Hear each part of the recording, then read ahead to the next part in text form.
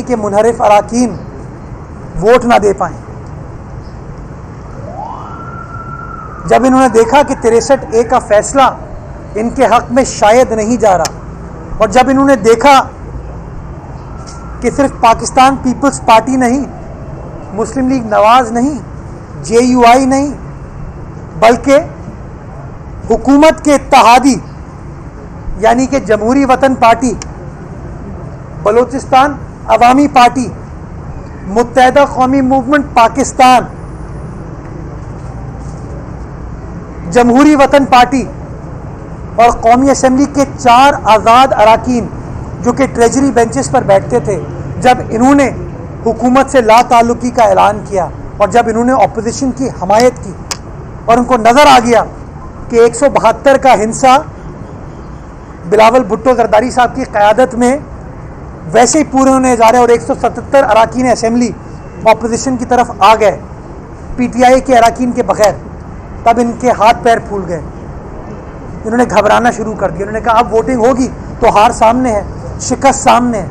और फिर इन्होंने इस बिलेटेड स्टेज पर एज एन आफ्टर थॉट बादियुन नज़र 3 अप्रैल को डिप्टी स्पीकर से ये गैर आइनी गैर कानूनी रूलिंग जारी की।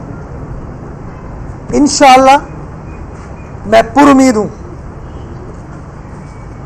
कि अदालत हंगामी बुनियादों पर इस केस को सुनते हुए इसका फैसला करेगी, और वो फैसला जो तारीखी होगा, वो फैसला जो आइन के ऐन मुताबिक होगा इंशाअल्लाह, जो रूल ऑफ लॉ की रेस्टोरेशन के बारे में होगा and upholding the constitution of Pakistan के बारे में होगा, वो फैसला मौजूद सुप्रीम कोर्ट की जानिब से इंशाअल्लाह अल अज़ीज़ आएगा। अभी आप जब ये प्रेस कॉन्फ्रेंस कर रहे थे, आप अभी जब ये प्रेस कॉन्फ्रेंस कर रहे थे तो पंजाब में एक नई डेवलपमेंट हुई है। PTI ने अपने ही डिप्टी स्पीकर जो है दोस्त मजारी पर जो है वो अदम एतमाद का इज़हार कर दिया है डिप्टी स्पीकर पर, जो कल तक उनके साथ था। अभी इल्ज़ाम लगा रहे हैं कि वो मिल गया है शहबाज के साथ, वहाँ पर स्पीकर भी नहीं है, डिप्टी स्पीकर के खिलाफ भी अदम एतमाद हो गया है। और आज बुलाए जाने वाले इजलास का 16 को कह रहे हैं ये लाकानूनियत का। मेरे ख्याल में ये वो लोग हैं जो आइन और कानून में बिलीव ही नहीं करते। ये उन लोगों से उनका ताल्लुक है जो कहे कौन सा आइन कौन सा कानून।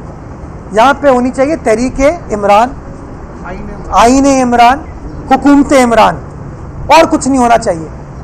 मैं पूछना चाहूँगा इन लोगों से जो कहते हैं बैनुल अक़वामी साजिश, भाई पंजाब में कौन सी बैनुल अक़वामी साजिश हो रही है? कौन सा मुल्क बोजदार साहब को निकालना चाहता है? बोजदार साहब को तो इमरान खान साहब खुद निकालना चाहते हैं। क्यों?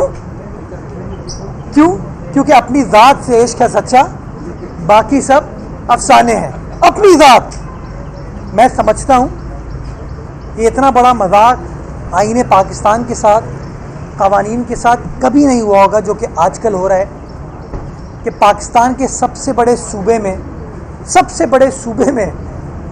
चीफ मिनिस्टर मौजूद नहीं है, उसका स्पीकर वज़ीर आला का उम्मीदवार है, डिप्टी स्पीकर के ख़िलाफ़ उसकी अपनी जमात ने बगावत का ऐलान कर दिया है। जो गवर्नर साहब थे उन्होंने अपनी सियासी जमात से, अपनी वफाकी हुकूमत से बगावत का ऐलान कर दिया है। और PTI के बहुत बड़े सीनियर रहनुमा जो कि माजी में सीनियर वज़ीर थे पंजाब काबीना के, उन्होंने भी अपनी हुकूमत से बगावत का ऐलान कर दिया। तो मुझे समझ नहीं आ रहा कि ये क्या कर रहे हैं। मैं सिर्फ गुजारिश ये करना चाहूँगा कि मुल्क के लिए, रियासत के लिए ये जो इबहाम है ये अच्छा नहीं होता, ये जो अनसर्टेनिटी है ये अच्छी नहीं होती, और ये जो अनसर्टेनिटी है उसका नुकसान आपकी मईशत को होता है। और पिछले 3.5 सालों में जितनी अनसर्टेनिटी पाकिस्तान में इनकी गलत पॉलिसीज़ की वजह से रही है, उसका नतीजा है कि आज डॉलर 187 रुपये पे है।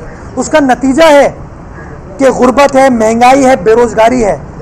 इन्होंने चूँकि गलत पॉलिसीज़ बर्पा की, ये लोग कन्फ्यूजन का शिकार रहे कि IMF जाए ना जाए, खुदकुशी करें ना करें, उसकी वजह से आज डॉलर अपनी तारीख की बुलंद तरीन सतह पर मौजूद है, जिसका नुकसान आपको हो रहा है, मुझे हो रहा है, पाकिस्तान के आम आदमी को हो रहा है।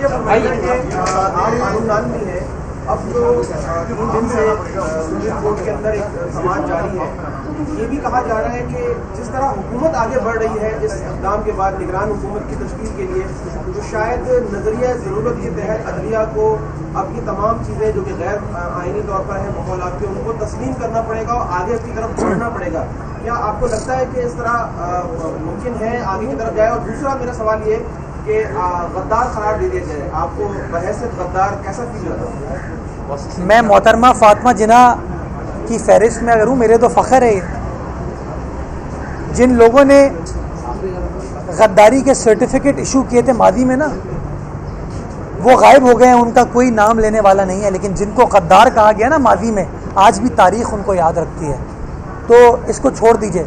जो दूसरी बात आपने कही नज़रिया ज़रूरत के बारे में, मेरे भाई 1972 में मौजूद सुप्रीम कोर्ट ने आसमा जिलानी केस में नज़रिया ज़रूरत को दफन किया और 2009 में हमारी मौजूद सुप्रीम कोर्ट ने ही Sindh high court bar association के केस में नज़रिया ज़रूरत को दफन किया और कहा ये गलत है, ये नहीं हो सकता। तो मैं समझता हूँ हमें ये फैसला अब करने की ज़रूरत है कि ये मुल्क डॉक्ट्रिन ऑफ नेसेसिटी पर चलेगा, ये मुल्क डॉक्ट्रिन ऑफ एक्सपीडियंसी पर चलेगा, या ये मुल्क आइन और कानून के मुताबिक चलेगा। और मैं समझता हूँ हर ज़ी शऊर शहरी ये चाहेगा कि जंगल का कानून ना हो, पाकिस्तान के आइन के मुताबिक ये मुल्क को चलना चाहिए, इस मुआशरे को चलना चाहिए और इंशाअल्लाह जीत पाकिस्तान के आइन की होगी। एमक्यूएम के साथ आपका मुआहदा हुआ है और सूबे में हुकूमत बरकरार है, आपकी जो एडमिनिस्ट्रेटरशिप है उस पर भी उनकी नज़र है और दीगर भी कई आपने उनसे वादे किए हैं, तो आज वो हुकूमती बेंचेस पर बैठेंगे, क्या होगा, एमक्यूएम का मुस्तकबिल क्या है, आपकी एडमिनिस्ट्रेटरशिप कब जारी है? अच्छा, इसका लोगों को इंतजार है। अगर वो हुकूमत में बैठेंगे, एमकेएम के दोस्त या नहीं बैठेंगे, इसका सवाल तो आप एमके वालों से पूछें कि वो क्या फैसला करते हैं, क्या वो हमारे इत्तेहादी इस वक्त बन रहे हैं कि नहीं। जहाँ तक मेरी एडमिनिस्ट्रेटरशिप का ताल्लुक़ है, मैं किसी सियासी जमात की इमा पर नहीं बैठा हूँ, ये हुकूमती इख्तियार है। पाकिस्तान पीपल्स पार्टी की हुकूमत ने मुझे इस ओहदे पर बिठाया है और जब तक मेरी पार्टी, मेरी हुकूमत ये चाहेगी कि मैं अपने शहर की खिदमत करता रहूँ, मैं शहर की खिदमत करता रहूँगा। मुझे नहीं पता इंतज़ार किसको है, किसी शेख चिल्ली को इंतज़ार हो सकता है, लेकिन वैसे चीज़ों को छोड़ दीजिए। ये बताइए, आज इस्लामाबाद में साफी के साथ जो यही का रवैया था, उस हवाले से थोड़ा सा बता दीजिएगा। उनसे सवाल पूछा गया था फरा बीबी के हवाले से, जानते हैं आप? सर इसी से रिलेटेड है। फवाद चौधरी अभी भी लग रहा है कि वो वफाकी वजीर इत्तलाआत हैं, लेकिन उसको शायद पता नहीं है कि वो उसका ख़त्म हो गया है और अब भी वो सीनियर सहाफ़ी के साथ जो इन्होंने जो बदतमीज़ी की है उस मतलब मैं समझता हूँ सहाफ़ी सीनियर हो जूनियर हो, किसी शख्स को ये हक़ हासिल नहीं है कि किसी दूसरे आदमी से बदतमीज़ी करे, बदतहज़ीबी करे, बदकलामी करे।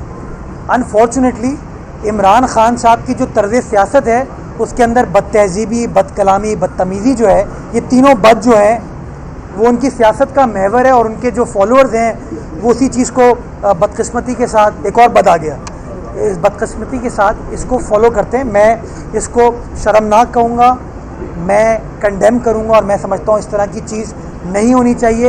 ये गुरूर और तकब्बुर जो है अल्लाह रब्बुल इज़्ज़त को भी पसंद नहीं है और मैं समझता हूँ इस तरह की चीज़ों से इनको इज्तनाब करना चाहिए। जो फरा बीबी है उनके बारे में मीडिया हो, सोशल मीडिया हो, बहुत सारी बातें कर रही हैं। अगर मेरा ताल्लुक़ पाकिस्तान तहरीक इंसाफ से होता ना, खुदा की कसम मैं पता नहीं कौन कौन से इल्ज़ामात लगा चुका होता अभी तक।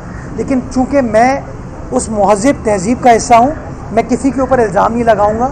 ये जो बातें चल रही हैं, मैं समझता हूँ इन बातों को रिजॉल्व करने के लिए चेयरमैन नैब सुओ मोटो ले लें या कोई अदालत सुओ मोटो ले ले या इसकी इन्वेस्टिगेशन स्टार्ट हो जाए ताकि दूध का दूध पानी का पानी हो जाए। आज अखबार में पढ़ रहा था कि बुशरा बीबी के साहबजादी से जब किसी सहाफ़ी ने सवाल, उन्होंने कोट किया है, तो उनके साहबजादे ने ये कहा है कि फरा बीबी ने बुशरा बीबी के साथ और वज़ीर आज़म के साथ अच्छा नहीं किया। ये उस अखबार में लिखा गया है, ये अखबार की खबर है, मुझे नहीं पता सही है गलत है, मानिका साहब ने ये बात कही है नहीं, लेकिन इनको कोट ज़रूर किया गया। तो मैं समझता हूँ ये बड़े सवाल जन्म देते हैं, उन सवालात का जवाब जो है मैं समझता हूँ बिल्कुल आना चाहिए। जी एक मिनट आइन के मुताबिक एक मिनट देखिए, आइन के मुताबिक आर्टिकल 112 है, वो ये कहता है कि असेंबली को तहलील करने का तरीका क्या है। या तो असेंबली अपना मुद्दत पूरा करेगी, और अगर तहलील होना है तो तहलील होने के लिए वज़ीर आला सिंध को मशवरा देना पड़ेगा, गवर्नर साहब को। गवर्नर साहब खुद तो ये काम कर नहीं सकते। तो अभी तक हमारी सियासी जमात ने तो इस तरह का कोई फ़ैसला किया नहीं है।